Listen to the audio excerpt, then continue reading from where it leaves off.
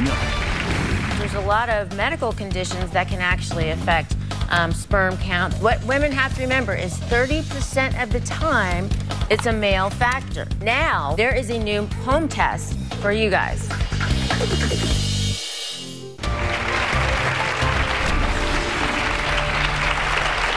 We're tackling the biggest medical controversies and health trends making headlines today and revealing the latest ways to shrink a dress size, increase your fertility, and even get sexier skin.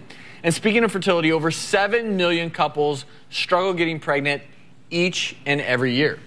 No, absolutely. And women take the brunt of this, especially with women working longer before having babies. We're always worried about, can we still get pregnant?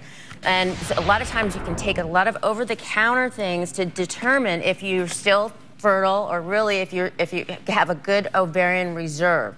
So what we do is we look at hormones. So there's ovulation kits to tell you the timing.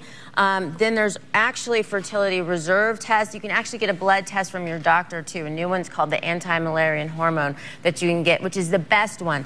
But really, if you're having any difficulties, you need to go to your doctor. But what women have to remember is 30% of the time, it's a male factor. Now, there is a new home test for you guys, right? Where you guys can actually check out your sperm and see the sperm count. So if you make a deposit in here, and there's a lot of sperm in there, so you just take a small sample using this plunger, get that plunger going, it'll actually be pulled up into here like a sieve. You put it in this solution, just like so, and then you mix it up, and then all you do, you take one of these test strips, and you place 6 drops on the test strip here, and then as you can see here, the control should turn that color, and then if there's a line that comes across that test line there in the T position, that means you have 20 million per milliliter or more, which 90% of fertile men will have.